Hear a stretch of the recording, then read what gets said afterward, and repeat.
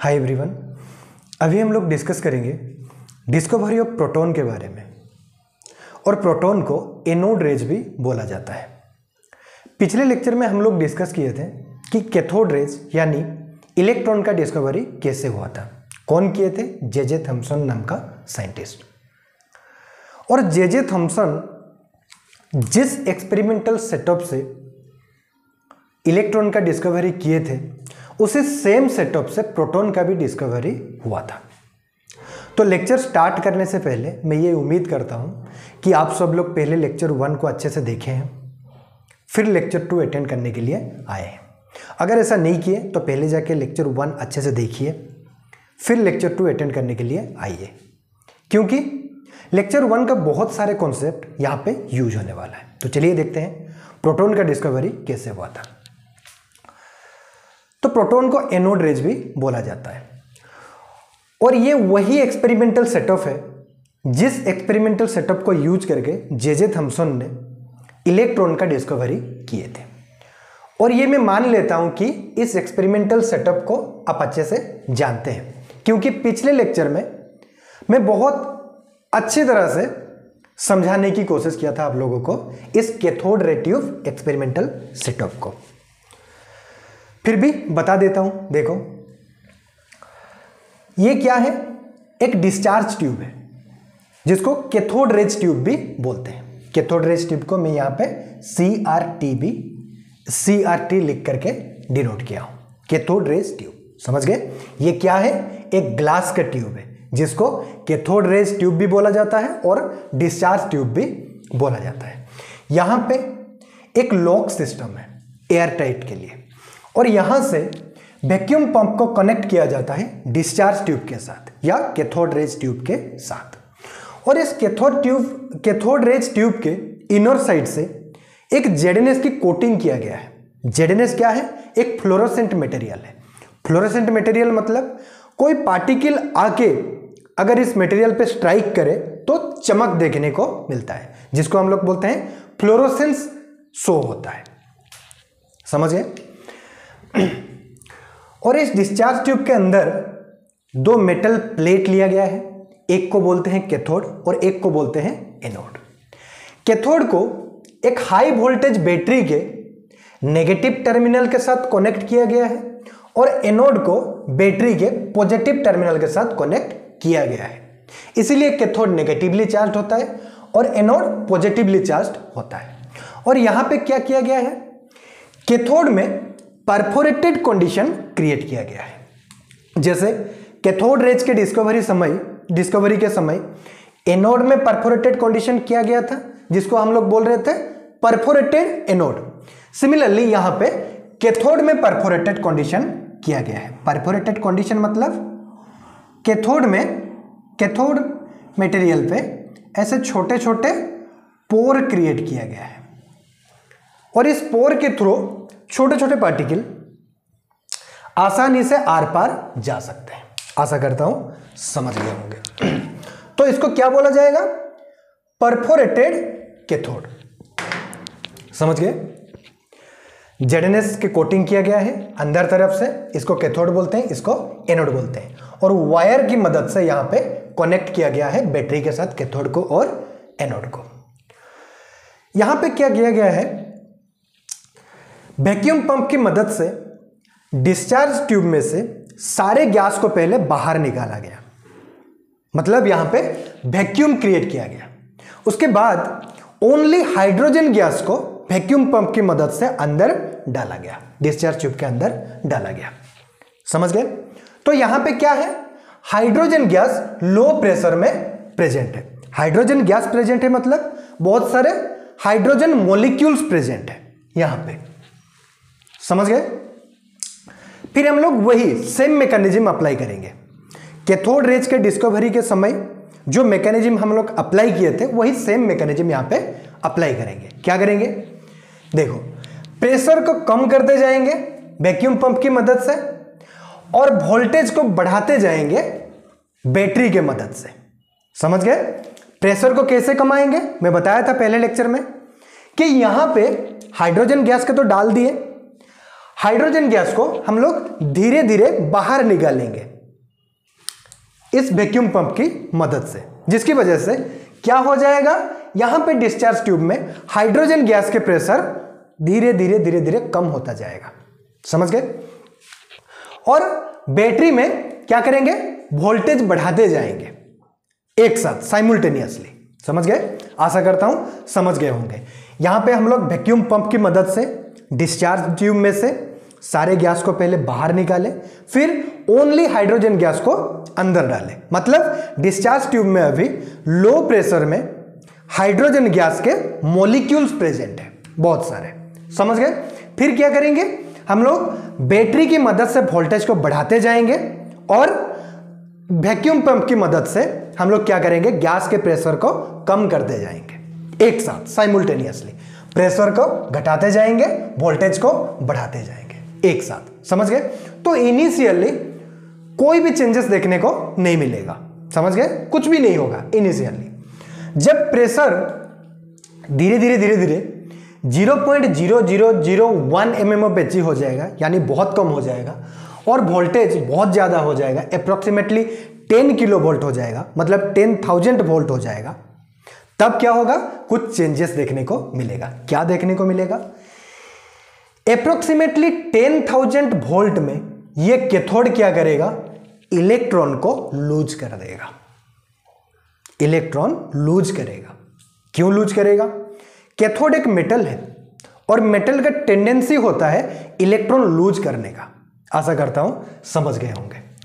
और यहां पे हम लोग बहुत ज्यादा वोल्टेज अप्लाई किए हैं, अप्रोक्सीमेटली 10,000 वोल्ट। इसीलिए इस कैथोड में से जो इलेक्ट्रॉन निकलेगा, इसका काइनेटिक एनर्जी बहुत ज्यादा होगा। काइनेटिक एनर्जी बहुत ज्यादा होगा मतलब यह बहुत हाई स्पीड से एनोड की तरफ मूव करेगा। इलेक्ट्रॉन क्या है, नेगेटिवली चार्ज्ड है, और एनोड क्या है, पॉजिटिवली चार्ज्ड है, क्योंकि ये बैटरी के पॉजिटिव टर्मिनल के साथ जुड़ा है। और ये इलेक्ट्रॉन नेगेटिवली चार्ज पार्टिकल है, एनोड पॉजिटिवली चार्ज पार्टिकल है, तो ऑपोजिट चार्जेस में क्या होगा, अट्रैक्शन होगा। इसीलिए इलेक्ट्रॉन टुवर्ड्स एनोड बहुत हाई स्पीड से मूव करेगा, क्योंकि इस इलेक्ट्रॉन का काइनेटिक एनर्जी बहुत ज्यादा होता है। समझ गए? जब ये इलेक्ट्रॉन्स एनोड की तरफ मूव करेंगे, रास्ते में उनको क्या मिलेगा, बहुत सारे गैसियस मॉलिक्यूल्स मिलेंगे, हाइड्रोजन गैस के मॉलिक्यूल्स मिलेंगे। तो ये क्या करेंगे, उन हाइड्रोजन मॉलिक्यूल्स को टक्कर मारेंगे। ऑब्वियसली इनका काइनेटिक एनर्जी बहुत ज्यादा है, मतलब बहुत हाई स्पीड से मूव करेंगे, रास्ते में मिलेंगे इनको छोटे छोटे हाइड्रोजन के मॉलिक्यूल्स। तो ये रास्ते में क्या करेंगे, हाइड्रोजन मॉलिक्यूल्स को टक्कर मारेंगे। और हाइड्रोजन मॉलिक्यूल्स में जो केमिकल बॉन्ड होता है, उस बॉन्ड का एनर्जी से बहुत ज्यादा होता है इलेक्ट्रॉन का काइनेटिक एनर्जी।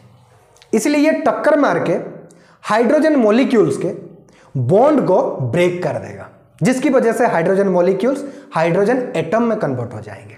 समझ गए? और इसके बॉन्ड को ब्रेक करने के बाद भी इस इलेक्ट्रॉन का काइनेटिक एनर्जी जीरो नहीं होगा, इसके पास काइनेटिक एनर्जी बचा रहेगा, क्योंकि इसके पास काइनेटिक एनर्जी पहले से ही बहुत ज्यादा है as compared to bond energy. समझ गए? देखो, कैथोड में से इलेक्ट्रॉन निकला, कैथोड मेटल में से इलेक्ट्रॉन निकला, यह मूव कर रहा था हाई स्पीड से टुवर्ड्स एनोड।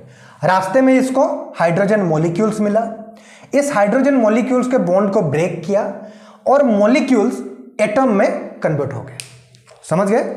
और मैं क्या बोल रहा था कि ये बॉन्ड को ब्रेक करने के बाद भी इसके पास काइनेटिक एनर्जी बचा रहता है। समझ गए?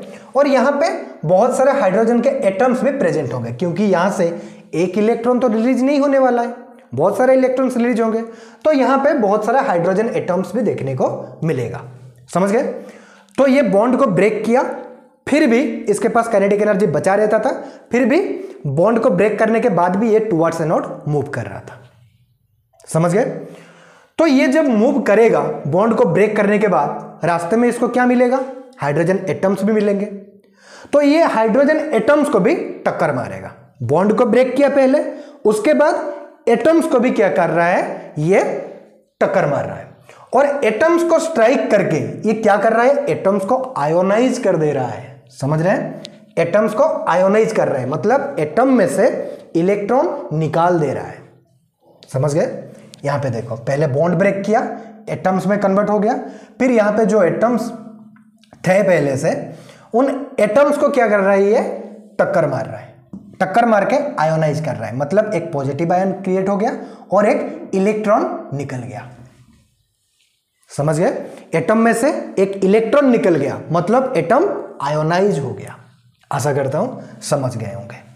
ये जो गैस में से इलेक्ट्रॉन्स निकला है और कैथोड मेटल में से जो इलेक्ट्रॉन निकला है, ये दो सोर्स का इलेक्ट्रॉन क्या करेंगे, टुवर्ड्स एनोड मूव कर रहे हैं, और इन्हीं को हम लोग क्या बोल रहे थे, कैथोड रेज बोल रहे थे। समझ गए।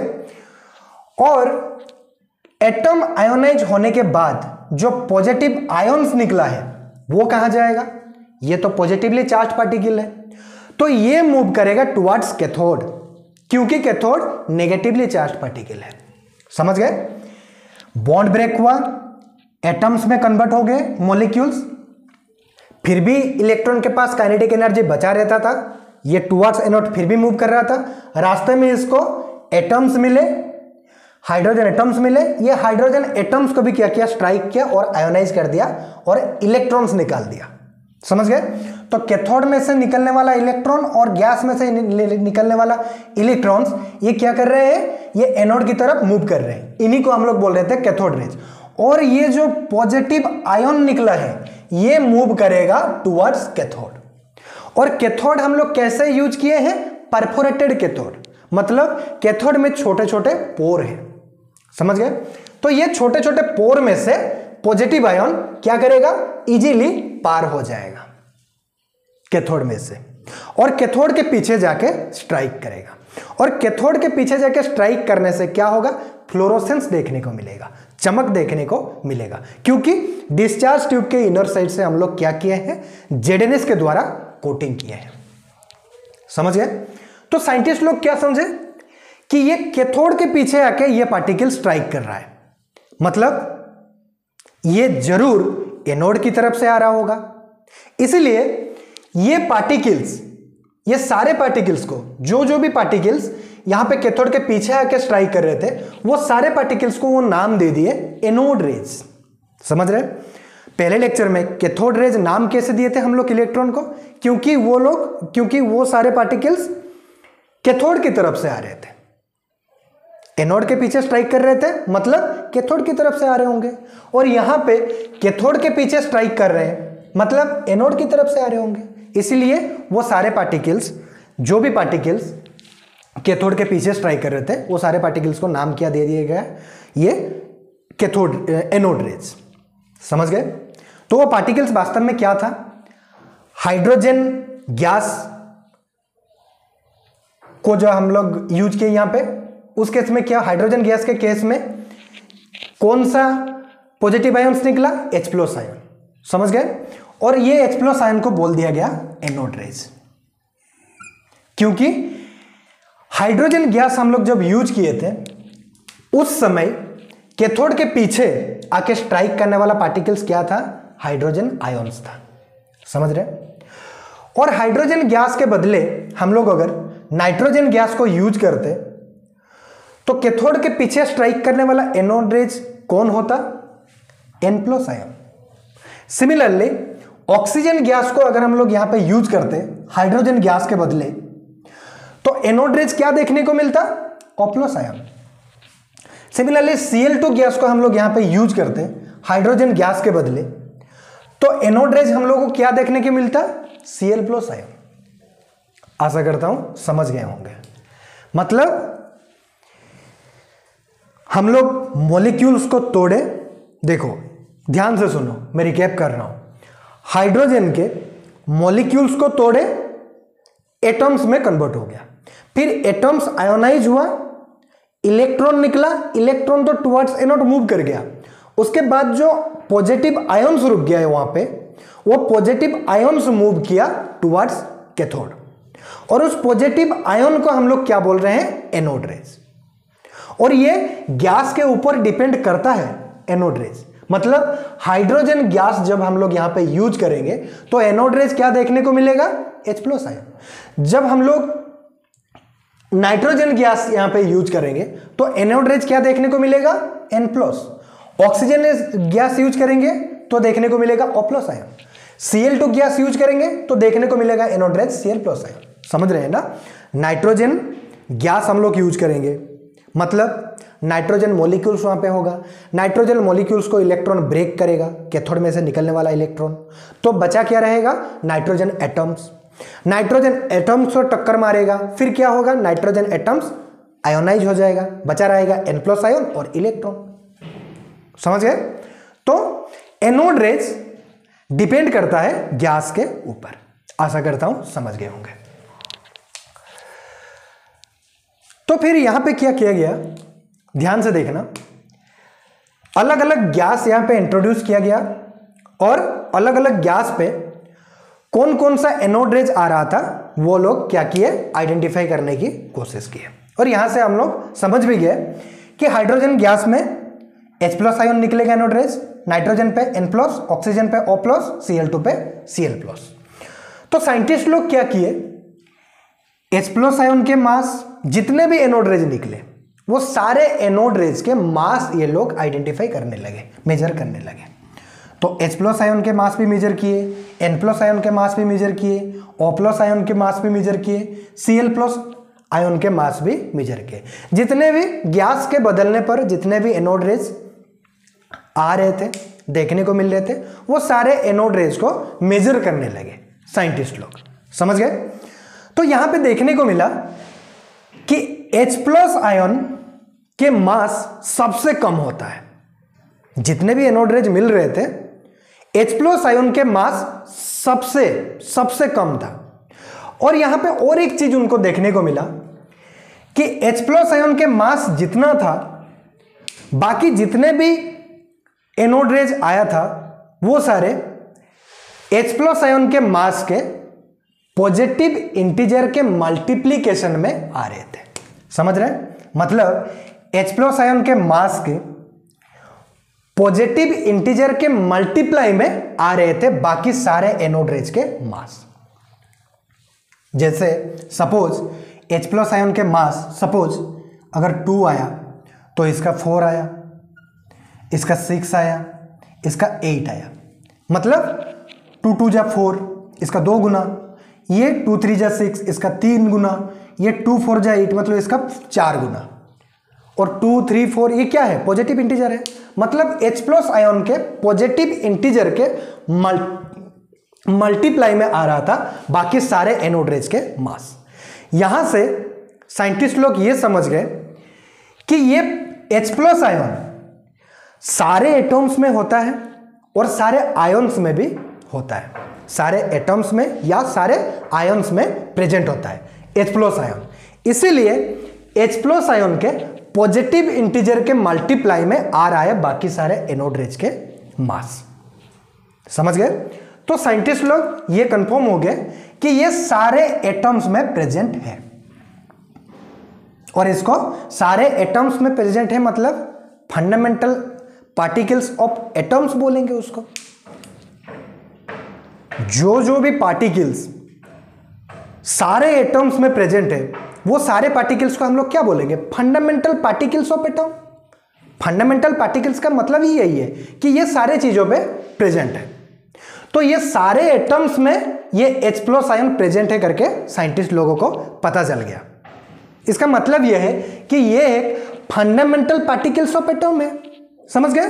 तो इसको साइंटिस्ट लोगों ने फंडामेंटल पार्टिकल्स की तरह कंसीडर कर लिए। समझ गए।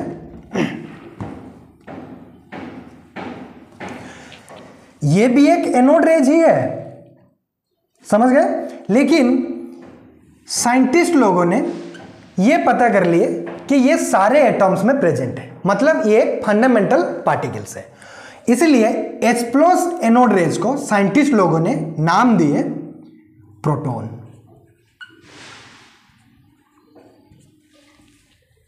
आशा करता हूं समझ गए। बाकी एनोड रेज को प्रोटॉन नहीं बोला जाता, ओनली H+ एनोड रेज को प्रोटॉन बोला जाता है, क्योंकि ये सबसे छोटे मास के एनोड रेज है और ये सारे एटम्स में पाया जाता है करके साइंटिस्ट लोगों ने आइडेंटिफाई कर लिया। इसीलिए H+ एनोड रेज को प्रोटॉन बोला जाता है और बाकी एनोड रेज को प्रोटॉन नहीं बोला जाता है। आशा करता हूं समझ गए होंगे। यहां से प्रोटॉन का डिस्कवरी हुआ था। समझ गए? तो अभी हम लोग देखेंगे इस एनोड रेज का कैरेक्टरिस्टिक्स के बारे में। जैसे कैथोड रेज यानी इलेक्ट्रॉन्स का कैरेक्टरिस्टिक्स देखे थे, वैसे ही एनोड रेज को केनल रेज भी बोला जाता है। ये याद रख लीजिएगा, एनोड रेज को केनल रेज भी बोला जाता है। समझ गए? क्योंकि यहां पे हम लोग क्या पढ़े थे, कैथोड में छोटे छोटे पोर किया गया था। इन छोटे छोटे पोर को क्या बोलते हैं? केनल बोलते हैं। और ये पॉजिटिव आयंस जितने भी एनोड रेज हैं, ये क्या करते हैं? इन छोटे छोटे पोर में से, मतलब केनल में से आर पार होते हैं। समझ गए? केनल में से पार होके क्या करते हैं? ये कैथोड के पीछे स्ट्राइक करते हैं। इसीलिए एनोड रेज को केनल रेज भी बोला जाता है। समझ गए? तो एनोड रेज, केनल रेज, ये सारे एक ही है, कंफ्यूज मत होइएगा। समझ गए? तो अभी हम लोग देखेंगे प्रॉपर्टीज ऑफ एनोड रेज और केनल रेज। एनोड रेज के या केनल रेज के प्रॉपर्टीज के बारे में हम लोग अभी देखेंगे। तो पहला पॉइंट है, मैं बार बार बोल रहा हूं, पहले लेक्चर आप लोग देख के आए हैं करके मैं ये मान लेता हूं। समझ गए ना? क्योंकि हर एक प्रॉपर्टी को मैं डायग्रामेटिक रिप्रेजेंटेशन के द्वारा समझाने की कोशिश किया था पिछले लेक्चर में, और उसका जरूरत पड़ेगा अभी। उस सारे डायग्रामेटिक रिप्रेजेंटेशन का कॉन्सेप्ट यूज होगा यहां पे, इसलिए मैं रिक्वेस्ट करता हूं आप लोग पहले लेक्चर 1 देख के आइए। तो पहला प्रॉपर्टीज है या पहला कैरेक्टरिस्टिक्स है, anode rays travel in straight line. Anode rays straight line में ट्रैवल करता है। यहां से पता चलता है कि चारों तरफ जेडनेस की कोटिंग किया गया था, लेकिन एनोड रेज कहां पे आके टकराया? ओनली कैथोड के पीछे। इसका मतलब है कि एनोड रेज भी like cathode rays straight line में ट्रैवल करता है। समझ गए? Second properties, anode rays also have particle nature and possess kinetic energy. Anode rays में कौन सा नेचर होता है ये जानने के लिए, ये एनोड रेज जो कि स्ट्रेट लाइन में ट्रैवल कर रहा था टुवर्ड्स कैथोड, उसके रास्ते में, एनोड रेज के रास्ते में छोटा लाइट पेडल व्हील रख दिए। समझ गए? ये मैं डायग्राम बना के समझाया था पिछले लेक्चर में। एनोड रेज के रास्ते में लाइट पेडल व्हील रख दिया गया था और ये एनोड रेज जाके टकराया था कहां पे? लाइट पेडल व्हील के व्हील पे, जिसकी वजह से एनोड रेज पे जो काइनेटिक एनर्जी था वो मिल गया लाइट पेडल व्हील को, जिसकी वजह से लाइट पेडल व्हील गोल गोल गोल गोल घूमने लगा। क्योंकि ये टकरा पा रहा था दोनों चीजों में, लाइट पेडल व्हील में और एनोड रेज में टक्कर हो पा रहा था और एनर्जी का आदान प्रदान हो पा रहा था, इसीलिए एनोड रेज में और लाइट पेडल व्हील में दोनों में कौन सा नेचर होता है करके हम लोग को पता चल गया? Particle nature. अगर कोई दो चीजों में टक्कर हो पा रहा है और टक्कर होने के बाद अगर एनर्जी का आदान प्रदान हो पा रहा है तो उन दोनों चीजों में पार्टिकल नेचर है करके हम लोगों को पता चल जाता है। समझ गए?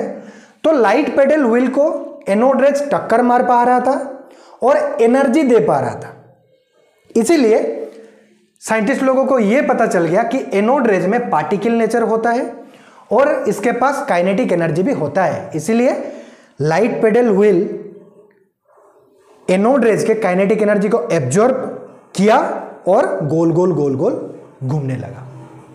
समझ गए? तो एनोड रेज में भी like cathode raise kinetic energy होता है, इसीलिए लाइट पेडल व्हील गोल गोल गोल गोल घूमने लगा। समझ गए? फिर anode rays have positive charge. Anode rays में कौन सा चार्ज होता है यह जानने के लिए साइंटिस्ट लोगों ने क्या किए, इस डिस्चार्ज ट्यूब के सराउंडिंग में क्या किए? इलेक्ट्रिक फील्ड लगा दिए। मतलब यहां पे पॉजिटिव चार्ज, यहां पे नेगेटिव चार्ज लगा के क्या किए? दो मेटल प्लेट लिए और एक बैटरी के साथ कनेक्ट कर दिए। समझ गए। और दोनों मेटल प्लेट को किसी को पॉजिटिव टर्मिनल के साथ और किसी को नेगेटिव टर्मिनल के साथ कनेक्ट कर दिया। अगर यहाँ पे पॉजिटिव चार्ज, यहाँ पे नेगेटिव चार्ज आ गया तो ये क्या हो गया, यहाँ पे डिस्चार्ज ट्यूब के सराउंडिंग में क्या आ गया, एक इलेक्ट्रिक फील्ड आ गया। यहाँ पे सपोज यहाँ पे पॉजिटिव चार्ज लगा दिए, यहाँ पे नेगेटिव चार्ज लगा दिए। मैं ये डायग्राम बना के समझाया था पिछले लेक्चर में अच्छे से, समझ गए। तो एनोड रेज कैसे मूव कर रहा था, in the absence of electric field, straight line में। जैसे ही यहाँ पे पॉजिटिव चार्ज लगाए, यहाँ पे नेगेटिव चार्ज लगाए, मतलब एक इलेक्ट्रिक फील्ड लगा दिए, तो एनोड रेज क्या किया, नेगेटिव चार्ज की तरफ बेंड हो गया। सीधा जा रहा था लेकिन ये सीधा जाते जाते ये बेंड हो गया नेगेटिव चार्ज के तरफ। समझ गए। तो साइंटिस्ट लोग समझ गए ये नेगेटिव चार्ज की तरफ बेंड हो रहा है, इसका मतलब है कि एनोड रेज में पॉजिटिव चार्ज है। एनोड रेज एक पॉजिटिवली चार्ज पार्टिकल है, इसलिए ये नेगेटिव चार्ज पार्टिकल की तरफ, नेगेटिव चार्ज की तरफ ये क्या कर रहा है, बेंड हो रहा है। समझ गए। क्योंकि ऑपोजिट चार्जेस में अट्रैक्शन देखने को मिलता है। एनोड रेज में, एनोड रेज एक पॉजिटिवली चार्ज पार्टिकल है, इसीलिए ये नेगेटिव चार्ज की तरफ बेंड हो रहा है, अट्रैक्ट हो रहा है। आशा करता हूं समझ गए होंगे। Anode rays are also deflected by both electric and magnetic field. ये इलेक्ट्रिक फील्ड में तो डिफ्लेक्ट करता है क्योंकि ये सीधा जा रहा था, जैसे ही इलेक्ट्रिक फील्ड यहाँ पे लगाए हम लोग, ये नेगेटिव चार्ज की तरफ ये बेंड हो रहा था। लेकिन मैं पिछले लेक्चर में बताया था आप लोगों को कि जब एक चार्ज पार्टिकल रेस्ट पे होता है उसके पास ओनली इलेक्ट्रिक फील्ड होता है, लेकिन जब एक चार्ज पार्टिकल मोशन में होता है, मूव करता है, उसके पास इलेक्ट्रिक फील्ड भी होता है और मैग्नेटिक फील्ड भी होता है। समझ गए। तो ये एनोड रेज मूव कर रहा था और एनोड रेज एक पॉजिटिवली चार्ज पार्टिकल है, मतलब चार्ज पार्टिकल है, इसलिए एनोड रेज में इलेक्ट्रिक फील्ड भी होगा और मैग्नेटिक फील्ड भी होगा। और इसलिए जैसे ही हम लोग यहां पे एक मैग्नेट लगाएंगे तो मैग्नेट का भी मैग्नेटिक फील्ड होगा और ये मूव करने वाला एनोड रेज पे भी मैग्नेटिक फील्ड होगा। और ये एनोड रेज का मैग्नेटिक फील्ड और मैग्नेट का मैग्नेटिक फील्ड में इंटरेक्शन होगा। समझ गए। तो आइदर अट्रैक्शन होगा नहीं तो रिपल्सन होगा। मतलब एनोड रेज का साउथ पोल मैग्नेट के साउथ पोल के साथ इंटरेक्ट करेगा तो रिपल्सन देखने को मिलेगा, और एनोड रेज का साउथ पोल या मैग्नेट के नॉर्थ पोल के साथ इंटरेक्शन होगा तो अट्रैक्शन देखने को मिलेगा और वाइस वर्सा। समझ गए। मतलब ये जो एनोड रेज है एक चार्ज पार्टिकल है, ये मूव कर रहा था। हम लोग क्या किए, यहाँ पे ऊपर में सराउंडिंग में डिस्चार्ज ट्यूब के एक मैग्नेट लगा दिए। समझ गए। तो मैग्नेट के मैग्नेटिक फील्ड और एनोड रेज के मैग्नेटिक फील्ड में क्या होगा, इंटरेक्शन होगा, जिसकी वजह से डिफ्लेक्शन देखने को मिलेगा। आइदर अट्रैक्शन होगा नहीं तो रिपल्सन होगा। समझ गए। तो anode rays are also deflected by both electric and magnetic field. आशा करता हूं समझ गए होंगे। Specific charge on anode rays. Anode rays का स्पेसिफिक चार्ज क्या है, मैं पिछले लेक्चर में बताया था। स्पेसिफिक मतलब एक रेशियो है और उस रेशियो में हमेशा नीचे मतलब डिनोमिनेटर में मास आएगा। समझ गए। स्पेसिफिक मतलब एक रेशियो है और नीचे हमेशा मास आएगा। समझ गए।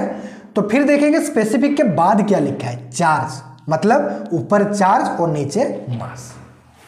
और स्पेसिफिक चार्ज किसका निकाल रहे हैं हम लोग, एनोड रेज का, मतलब charge of anode rays by mass of anode rays. Charge of anode rays upon mass of anode rays. समझ गए। ये हो जाएगा हम लोगों का specific charge of anode rays. समझ गए। और specific charge will change on changing the gas. पिछले लेक्चर में हम लोग देखे थे स्पेसिफिक चार्ज इलेक्ट्रॉन का या कैथोड रेज का फिक्स रहता था, क्योंकि यहां पे गैस बदलने पर कैथोड रेज हमेशा इलेक्ट्रॉन ही आता था। गैस को बदलने से कैथोड रेज कभी चेंज नहीं होता है। लेकिन यहां पे देखो, गैस के बदलने से एनोड रेज चेंज होता है। अगर हम लोग हाइड्रोजन गैस यहां पे यूज करेंगे तो एनोड रेज आएगा H+ आयन। अगर हम लोग यहां पे N2 gas, nitrogen gas use करेंगे तो एनोड रेज आएगा N+ आयन। अगर हम लोग यहां पे डिस्चार्ज ट्यूब में, कैथोड रेज ट्यूब में O2 गैस यूज करेंगे तो एनोड रेज आएगा O+ आयन। अगर हम लोग इस डिस्चार्ज ट्यूब में क्लोरीन गैस यूज करेंगे तो एनोड रेज आएगा Cl+ आयन। समझ रहे? और हर एक एनोड रेज का मास क्या होता है? अलग अलग होता है, क्योंकि हर एक एनोड रेज में अलग अलग नंबर के, डिफरेंट नंबर के प्रोटॉन और न्यूट्रॉन होते हैं। समझ गए? जैसे हाइड्रोजन आयन में क्या होता है? एक प्रोटॉन एक न्यूट्रॉन। तो क्या ऑक्सीजन आयन में भी एक प्रोटॉन एक न्यूट्रॉन होगा? नहीं, अलग अलग अमाउंट में न्यूट्रॉन और प्रोटॉन होगा। और अलग अलग अमाउंट में न्यूट्रॉन और प्रोटॉन होंगे अलग अलग एनोड रेज में, तो जाहिर सी बात है कि हर एक एनोड रेज का मास अलग अलग होगा। अगर मास अलग अलग होगा तो स्पेसिफिक चार्ज हर एक एनोड रेज का अलग अलग होगा कि नहीं? जरूर होगा। समझ गए? तो specific charge will change on changing the gas. हम लोग यहां पे गैस को चेंज करेंगे तो स्पेसिफिक चार्ज भी एनोड रेज का अलग अलग आएगा। समझ गए? रीजन क्या है? Anode rays depend on nature of gas. Gas को बदलने पर एनोड रेज भी बदल जाता है, इसलिए क्या होगा? स्पेसिफिक चार्ज भी चेंज हो जाएगा, हाँ, गैस को बदलने से। समझ गए? Specific charge will change on changing the gas. Gas बदलने से स्पेसिफिक चार्ज भी बदल जाएगा, क्योंकि एनोड रेज का, क्योंकि एनोड रेज डिपेंड करता है नेचर ऑफ गैस पे। गैस बदलने से एनोड रेज भी चेंज हो जाता है। आशा करता हूं समझ गए होंगे। तो अभी तक मैंने जितना भी पढ़ाया है आप लोग नोट्स कीजिए, और बाकी 3 डाटा है मैं लिख दूंगा यहाँ पे, प्रोटॉन का वैल्यू, न्यूट्रॉन का वैल्यू, आप लोग याद कर लीजिएगा। तो अभी तक जितना भी पढ़ाया आप लोग नोट्स कीजिए।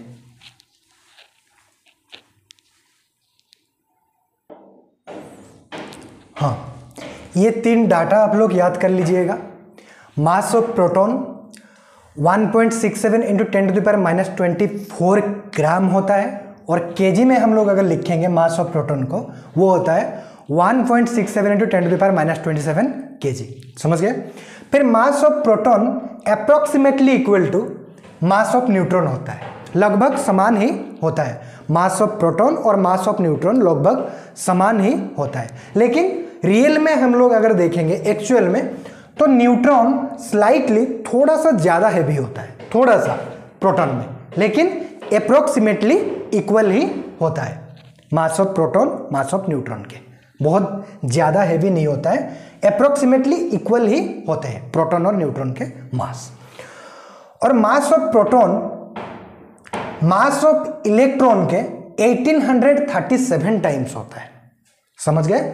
मास ऑफ इलेक्ट्रॉन से मास ऑफ प्रोटॉन कितने ज्यादा होता है? 1837 टाइम्स। आशा करता हूं समझ गए होंगे। ये तीनों डाटा इंपॉर्टेंट है, तो याद कर लीजिएगा जरूर से। तो यहां पे हम लोग सीखे आज डिस्कवरी ऑफ प्रोटॉन के बारे में। तो जो भी बच्चे पहले लेक्चर नहीं देख के आए होंगे यहाँ पे, तो उनको थोड़ा सा दिक्कत हुआ होगा, क्योंकि हर एक प्रॉपर्टी को मैं पहले लेक्चर में डायग्राम बना बना के समझाया था। तो जरूर से आप लोग पहले लेक्चर को देख लीजिएगा। समझ गए? तो आप लोगों के भले के लिए ही मैं बोल रहा हूँ। तो फिर मिलेंगे नेक्स्ट लेक्चर में।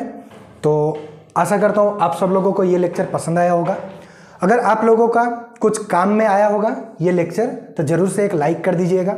और आप लोगों का दोस्तों का कुछ काम आ सकता है ये लेक्चर करके आपको लगता है, तो ज़रूर से आप लोगों के दोस्तों को शेयर कर लीजिएगा। समझ रहे हैं? तो थैंक यू।